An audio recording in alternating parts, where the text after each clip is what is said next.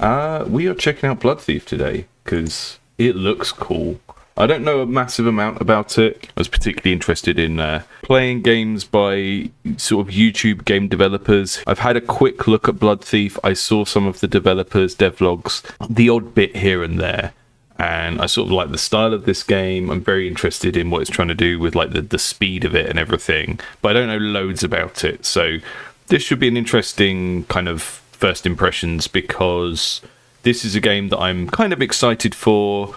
I think it's doing lots of things I'm potentially going to enjoy. So I'm going in with a little bit of anticipation about it, but at the same time, I don't know loads about it. And I don't have like the project history or loads of detail on what the developer is trying to do with this game. So as always, I'm going to try and judge the game based on what's in front of me, what the developer is trying to do or anything like that. You know, it's sort of death of the author and all that stuff.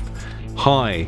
Goth Doc here. I'm like regular Doc from Indie Game Clinic, but I'm slightly more goth at the moment. A little disclaimer about this video. This game, Bloodthief, has an absolutely banging soundtrack that you're probably really going to enjoy if you go and play the demo, which you should if you like the look of the game, because it feels so good. Oh my god, it's so good.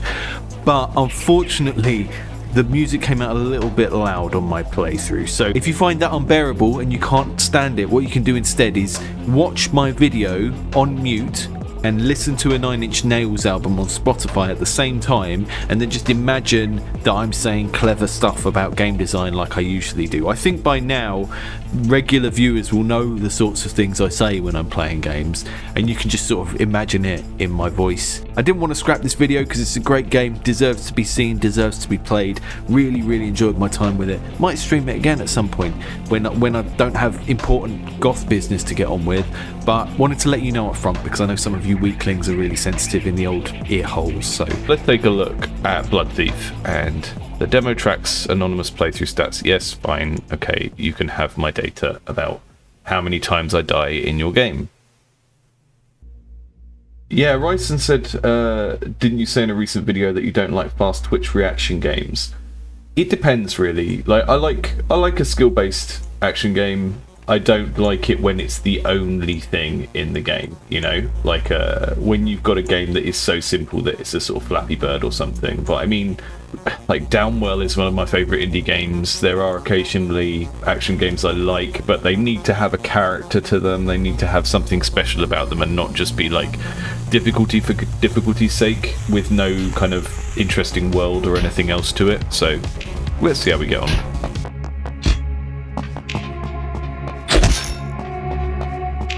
Nice. Okay. Oh. There's going to be a lot of like level memory stuff here, like almost like with a racing game where you're having to remember the layout of the levels.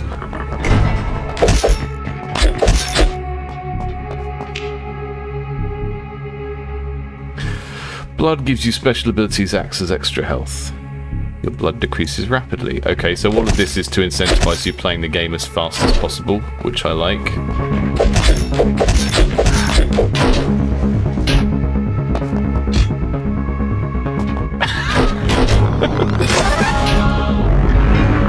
Nice.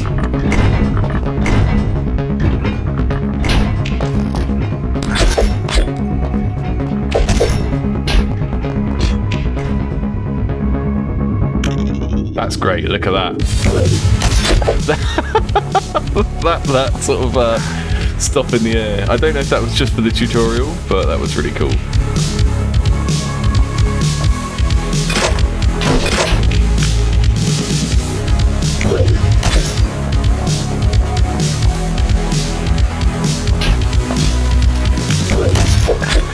So you can use the dash sort of like a grapple when you're falling.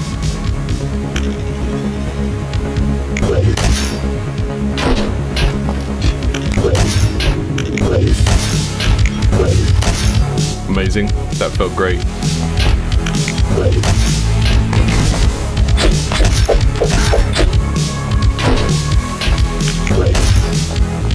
Oh, once you've got that once you've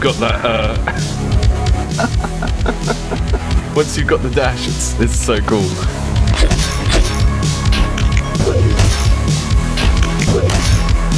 When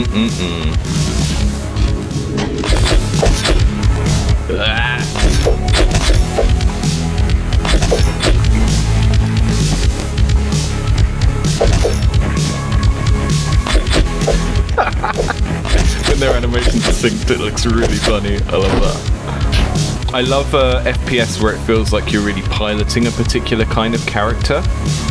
And this achieves that very, very well. I mean, it's one of the things that's so appealing about something like Overwatch. One of the appeals of something like Overwatch is each time you play a different character, you get to pilot a character that feels very different. It's not just like playing Call of Duty with a different loadout, right? Junkrat feels like you're playing Quake because of all the jumping around with grenades and stuff. And I really appreciate that in an FPS when the character you're piloting just feels like a very particular type of character, and that's what we've got here. You know, this is like a sort of anime ninja kind of character, and it's very asymmetrical because the knights are knights and they either stand still and shoot a bow and arrow, or they sort of run at you stupidly and try and hack at you, and it makes the contrast between the player character and the things you're fighting feel really strong. Gothic back here again for a really important message about this game. I just want to let you know that generally speaking, I don't endorse murdering people with a sword. And I know it's a very common thing, we see it in games all the time. You think, well, we shouldn't be bothered by that, it's just normal video game stuff. But I think that in the current political climate, that we should be more sensitive and more vigilant about things like portrayals or glamorization of murdering someone with a sword. And I just wanted to make it perfectly clear that I'm only in favor of murdering someone with a sword when it's in a video game or when I'm very angry with them. I need to slide here, wall jump, and then, but it's quite hard to land the wall jump because of that sort of staggered, like the walls are shaped like a kind of set of teeth, so you can't.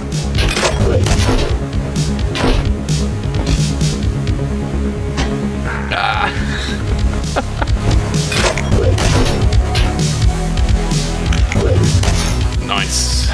Whew.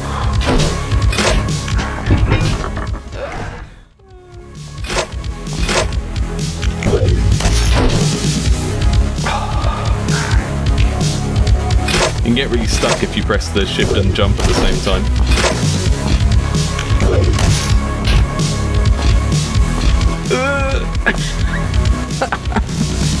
That was really janky. Oh no! Oh no! Oh no!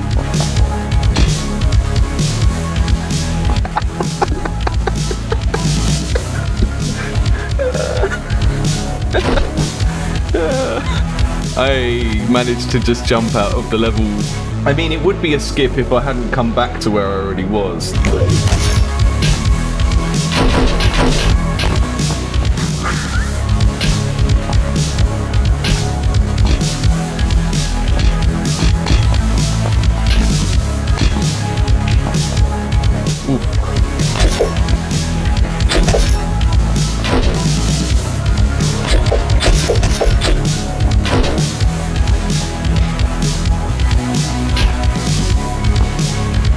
Jumping down a hole.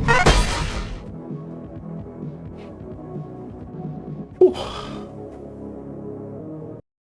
This sort of game, you need to be able to come back very, very quickly. Like if you're making a skill-based game where the player fails over and over and over again, that's fine. That's like a whole type of game that people enjoy. And you know, someone asked at the beginning, oh, you said you don't usually like very twitchy skill-based games.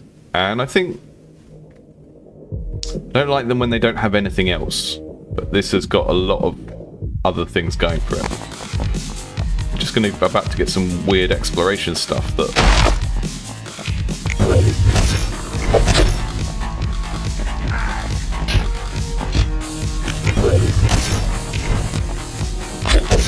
it's also a great example of just because people say a particular thing is hard to do in games, if you rise to that challenge of doing the hard thing, like in this case, first person platforming that feels good, right?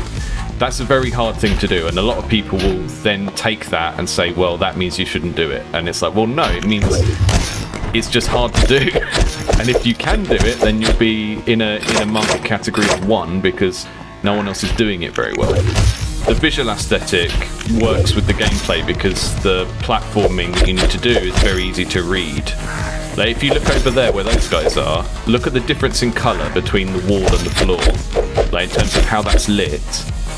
And because this is very sort of abstract, well, not like very geometric and kind of, it's very easy to read what surface you're looking at and whether you're looking at the side of something or the top of something. There's a problem I have with a lot of remakes of like retro games, like when they made later Tomb Raiders, you suddenly go from a world where there are blocks and everything is made of blocks and you can kind of very easily visually measure distances and like how many steps something is going to take. You end up with something where you can't make those little calculations anymore. Like, games do benefit from a level of sort of abstraction and cartooniness when the focus is on like action and having to make judgments about space.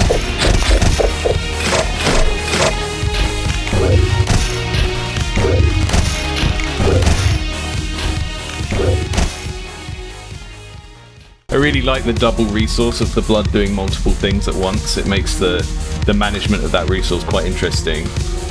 It's simultaneously like simpler because there is only one thing to think about: how much blood do I have?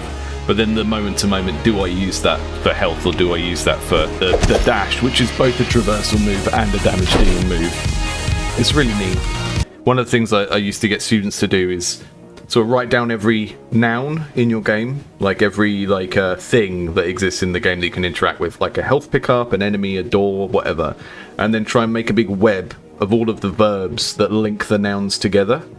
And often if you have a very tight web where, you know, a verb relates to lots of things, you know, like push, you can push loads of objects, or you can jump onto loads of objects, right? Then you've got a game that's both kind of easier to develop because, well, not necessarily easier to develop, but has less content because you're limiting the amount of nouns in the game. But they're all kind of interconnected in a really tight way, which makes it so that it's not like every time you turn a new corner, you're learning a new mechanic. You're learning how to make an existing mechanic interact with something else, right? And that can be really, really magical when you're trying to make a sort of smaller, more focused game. Like, for every moment of like really like difficult cruelty this game has, it also has moments where you can just completely fluff it by trying random stuff.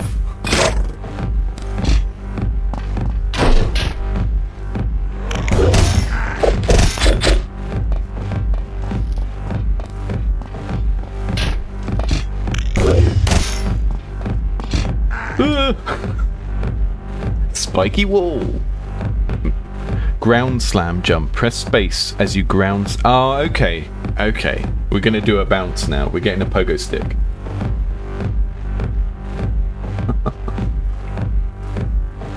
Yeah.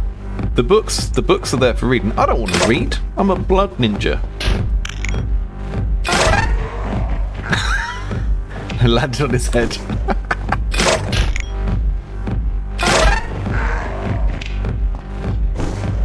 Maybe it's because I'm jumping rather than falling.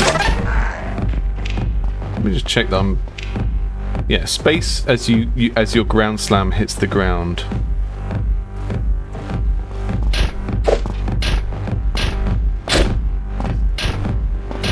Have I not learned how to ground slam? I think I might have missed one tutorial that is giving me the step before this.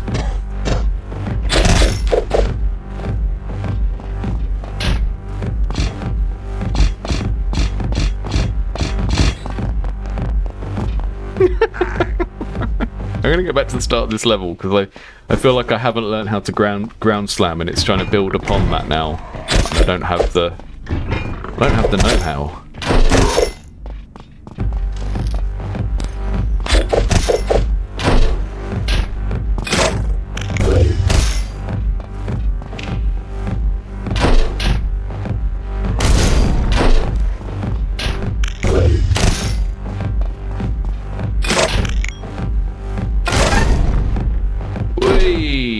That was a good feeling. Feels good.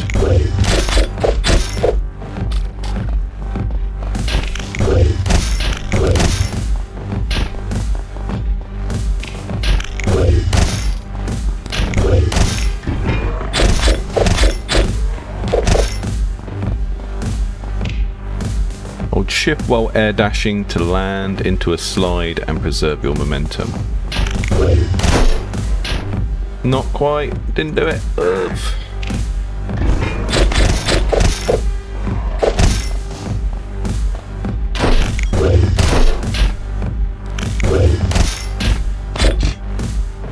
Ugh.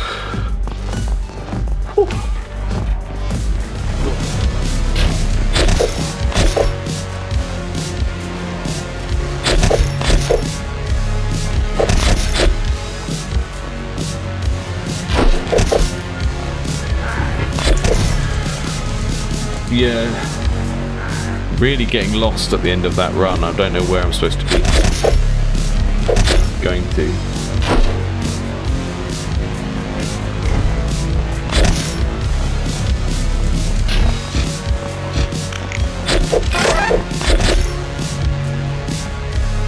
Gold key over there, and then back to the door, I guess.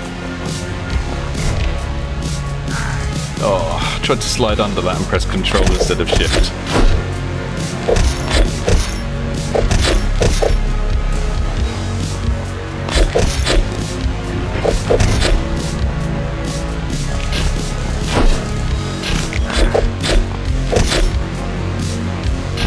I think this music could do with a little bit of melodic variation. It's getting a little bit repetitive in places.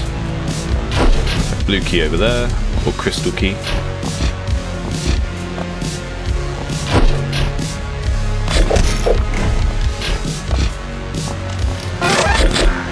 Oh.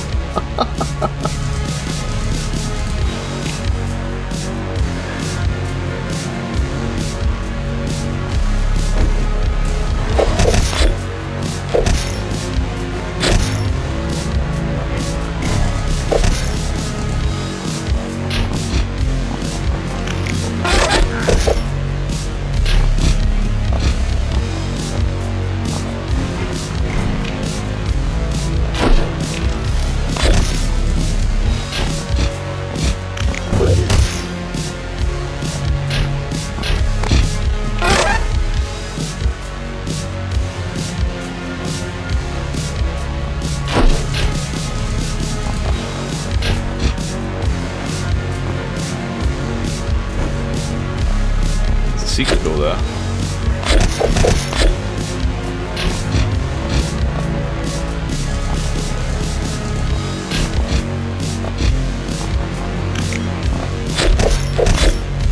So I just need to find my way back to where that door was, which I think is not in this area actually. I think I need to go all the way back.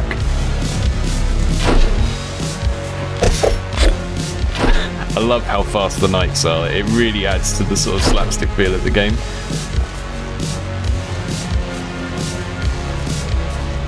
So where was that door?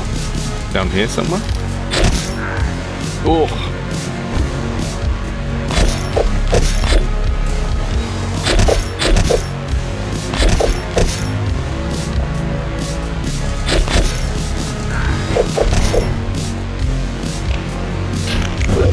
Ah, it's up there. Okay. Top floor, the door. My short-term memory is not very good. What happens when you are 40 and you've been abusing your brain for 3/4 of your life in various ways.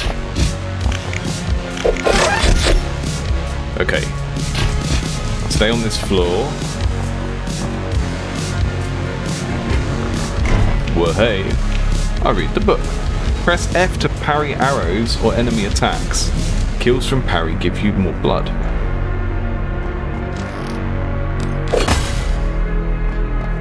Nice.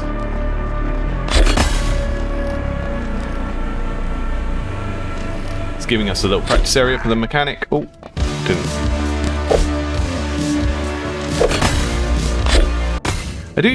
I guess they're going for like a aesthetic thing of having everything red, but I do keep wondering if like if the enemies are an opposing force, then having them wear like blue or purple or yellow or something, and having their magic that color might make sense because it's like the player is the red guy, right? But like everything in the game is red, and that means there's no sort of oppositions.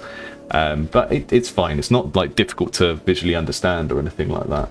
Some maps require at least a certain player level to enter. Increase your player level by revisiting earlier parts of the game and getting medals or finding secret artifacts in the world. Okay, so we've got a kind of meta game structure of I got a dung medal in these and I need to go back and do them way faster to get a better medal. So I'm going to try that now. I'm going to go back to the Undead Berg or whatever they've called it now that I can move a bit faster.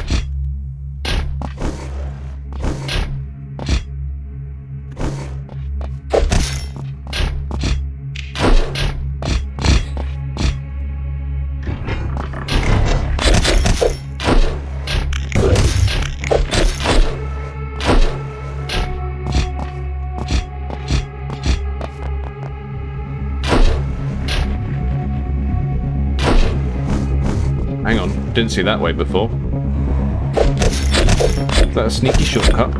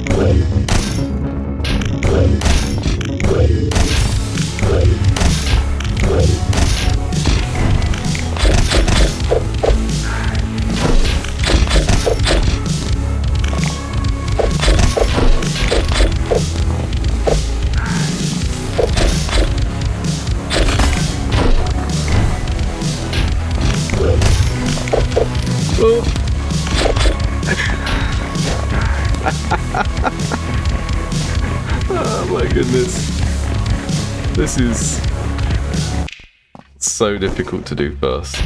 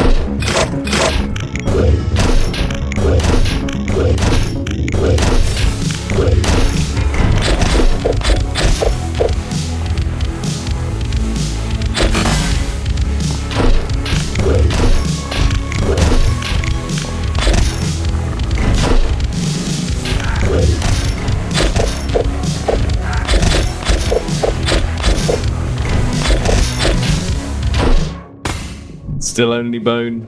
Oh my goodness. I didn't check on our poll from earlier. So it's official. Right, let's get back to that. This diamond window is going to drive me mad now. Like a Dan Brown conspiracy novel about a guy that gets obsessed with a diamond window. Just gotta find out what's in there.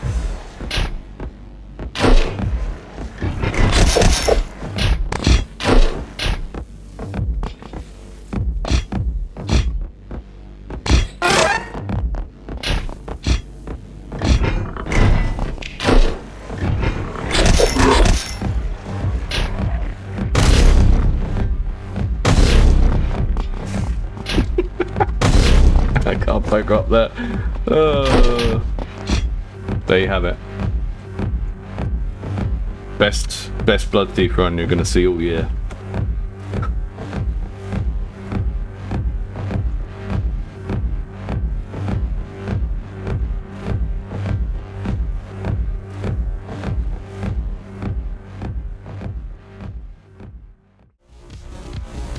There's a bit down here that says Sandbox.